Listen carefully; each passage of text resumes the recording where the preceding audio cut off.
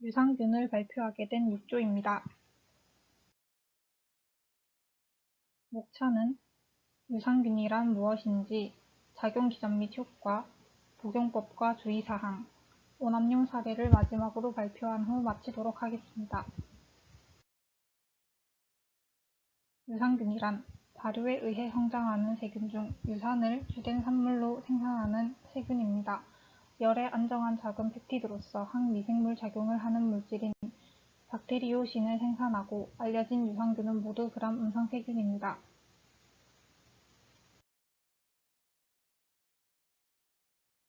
유산균의 종류에 대해 알려드리기 전 프로바이오틱스에 대해 설명하도록 하겠습니다.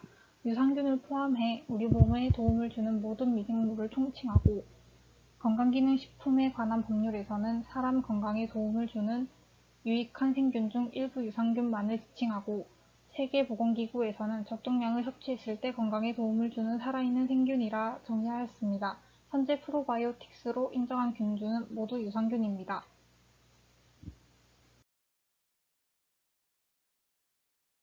장 점막에서 성숙되어 젖산과 박테리오신을 생성하고 장내 환경을 산성화하는데 이는 유익균을 늘리며 장내 환경 개선에 도움을 줍니다. 유산균을 비롯한 유익균이 프로바이오틱스로 인정받기 위해서는 위산과 담즙산에서 살아남아 소장까지 도달해 장에서 증식하고 정착하여야 합니다.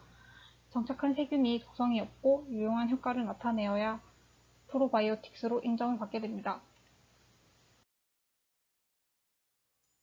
유산균의 종류는 식약처로부터 기능성을 인정받은 프로바이오틱스 균주 총 19종입니다. 락토바실러스, 비피더스, 락토코쿠스, 엔테로코쿠스, 스트랩토코쿠스가 있습니다. 과일, 채소, 곡물 등의 식물이나 우유와 연관이 있는 환경, 소장, 대장, 질과 같은 동물의 점막의 표면에 존재하고 있습니다.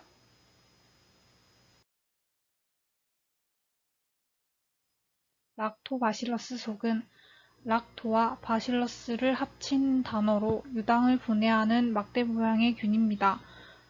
주로 소장에서 활동하고 소장 내 균총을 정상화시키며 대장을 안정시키는 역할을 합니다. 타 유산균에 비해 과학적 효능에 대한 연구가 가장 많이 수행되었고 학술적, 산업적으로 가장 많이 이용되고 있습니다.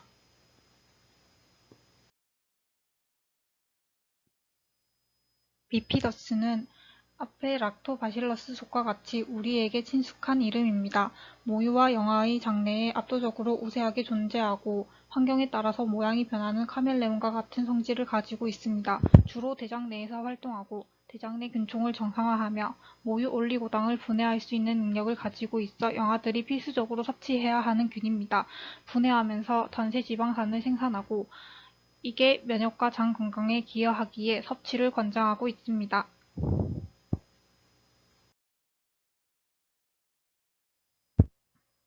스트랩토코쿠스는 구형 모양의 균이 사슬 모양으로 이어져 있는 균이고 페디오코커스는 소금기를 견디는 성질이 강해 김치나 절임식품에 많이 존재합니다. 일명 김치 유산균이라고도 하고 장류에 많으며 소시지 가공에 사용된다고 합니다.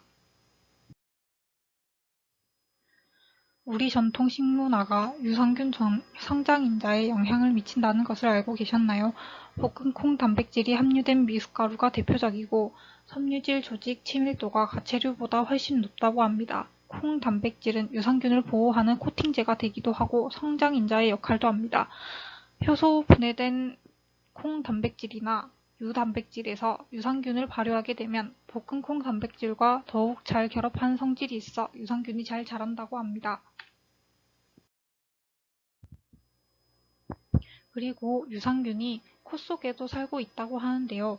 대부분의 유산균은 장에 살고 있지만 일부는 입, 혀, 코 속, 식도, 잇몸 주변, 기관지 근처에 살고 있다고 합니다. 그 외에 위장, 장 점막, 질 주변, 직장 주변, 관절 부위, 겨드랑이 및 발톱 및 발가락 주변, 신체 곳곳에 분포하고 있다고 합니다. 다음으로 작용기전과 효과에 대해 알아보도록 하겠습니다. 첫째, 정장작용을 합니다. 장내 점막과 결합하여 군집성 방어망을 형성하고 병원성 세균이 소화관 상피에 부착하는 것을 막아 질병 발생을 억제합니다. 장내 상피세포에 부착한 유산균이 대사활동을 통해 유산, 지방산, 항생물질 등을 분비하여 유해균을 사멸하거나 억제합니다. 둘째, 면역 증강작용을 합니다. 면역계에서 병원군이 감지하는 마크로파지 활성화를 통해 세균과 바이러스의 신속한 감지를 하고 임파구를 분열을 촉진합니다.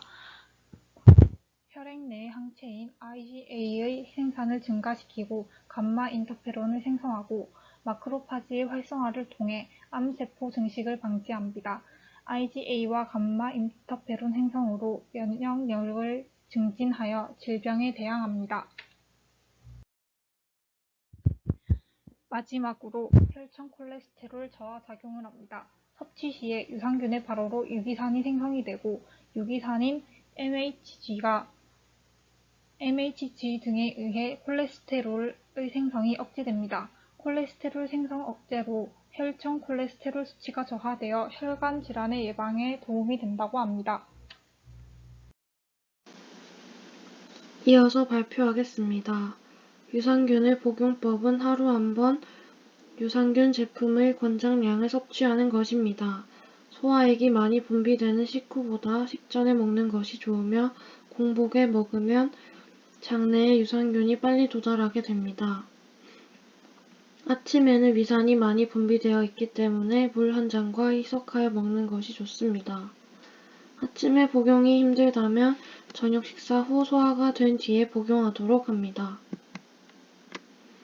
용량은 건강 유지 차원에서 복용한다면 하루에 10억에서 100억 마리수의 유산균을 복용하는 것이 적절하고 소화기 장애를 겪는 경우에는 100에서 200억 정도를 복용하면서 증상이 개선되면 용량을 줄여나갑니다.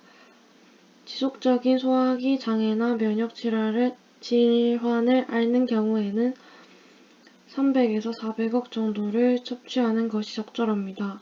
이 경우 식이섬유, 비타민, 미네랄을 병용하는 것이 도움이 됩니다. 유산균의 형태는 가루, 알약 모두 상관이 없고 중요한 것은 코팅 기술, 균주, 성분입니다. 유산균 제품을 선택할 때 성분을 잘 보고 자신에게 필요한 성분과 균주를 선택하는 것이 중요합니다. 그리고 유산균을 일시적으로 섭취한다고 해서 체내에서 유산균이 재생산돼 일정 수치를 유지하는 것이 아니기 때문에 복용을 중지하면 유산균 수가 줄어 꾸준히 평생 복용해야 합니다. 유산균의 효능을 극대화시키기 위해서는 장내 세균총의 조화로운 균형을 위해 전통적인 방법으로 만들어진 음식, 복합당, 식이섬유 섭취를 늘리고 설탕과 가공 당류를 피하는 것이 좋습니다. 또한 프로바이오틱스의 먹이인 프락토올리고당, 식이섬유 등 프리바이오틱스를 함께 섭취하고 프로바이오틱스와 프리바이오틱스를 함께 담은 신바이오틱스 유산균 제품을 선택하는 방법이 있습니다.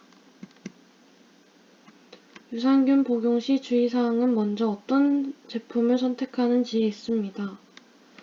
유산균 제품이 식품의약품안전처에 고지된 제품인지를 먼저 확인해야 하고 얼마나 많은 유산균을 산 상태로 장으로 보내는지 좌우하는 코팅제가 특허받은 코팅제인지 확인해야 합니다. 유산균을 더 많이 복용한다고 해서 유산균의 효능이 더 많이 나타나는 것이 아니기 때문에 제한된 섭취량에 맞게 섭취하는 것이 중요합니다. 제한량 이상으로 복용했을 경우 프로바이오틱스가 소화기관 내에서 히스타민을 분비하여 피부 발진과 같은 알레르기와 유사한 증상을 나타낼 수 있습니다. 또 이형 젖산 발효를 하는 균주의 경우는 가스를 만들어 설사를 유발할 수 있습니다.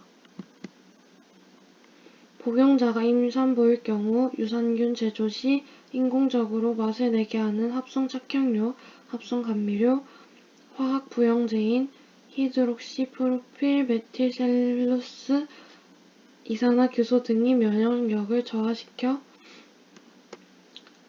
화학적 합성 원료를 첨가하지 않은 임산부 유산균 제품을 섭취해야 합니다. 복용자가 당뇨를 앓고 있는 사람의 경우에는 프로바이오틱스가 장내 균총을 조절해 당뇨 증상을 개선할 수 있지만 과당이나 설탕이 함유되어 있는 유산균 제품보다는 다른 첨가물을 넣지 않은 플레인 요구르트가 적합합니다. 프로바이오틱스의 대표 균주가 사이토카인인 IL-17을 증가시켜 염증성 장질환을 일으킬 수 있는데 이 염증성 장질환을 앓는 환자는 유산균이 점막을 침투해 혈액을 타고 들어가 폐혈증을 유발합니다. 또한 면역체계가 손상된 환자, 면역억제제를 복용하는 환자 역시 폐혈증의 위험성이 있습니다. 항생제와 동시에 복용할 경우 유산균의 90%가 사멸해 장내까지 도달하지 않아 기능이 저하됩니다. 때문에 항생제 복용 후 4~5시간이 지난 뒤에 유산균을 섭취해야 합니다. 이제 오남용 사례에 대해 발표하겠습니다. 주의사항에서 말했듯이 폐혈증 위험성이 있습니다.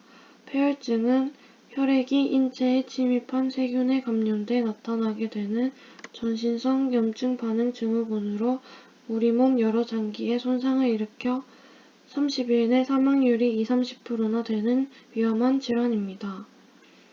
궤양성 대장염과 같은 염증성 장 질환자는 장막이 어술해 균주가 장막으로 침투하여 폐혈증을 유발할 수 있고 면역력이 떨어져 있거나 심장 판막 질환자, 항암제 복용 환자, 장기 이식 환자, 단장 증후군 환자들은 유산균을 잘못 복용하면 혈액 속에 균이 침투해 전신을 순환하는 균열증이 생기고 염증 반응이 일어나 폐혈증으로 나아갈 수 있습니다.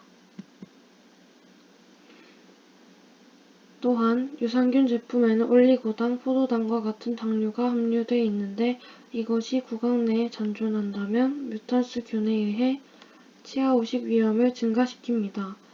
분말 형태의 프로바이오틱스는 물과 함께 복용하여 타액의 수소이온 농도를 감소시켜 예방할 수 있습니다. 과다 복용 시 가스 증가로 인한 설사와 복부 팽만감, 초장 내 젖산 수치 증가로 인한 집중력과 기억력 감퇴, 정신혼미 등 부작용이 있을 수 있습니다. 지금까지 6주의 유산균 발표였습니다. 감사합니다.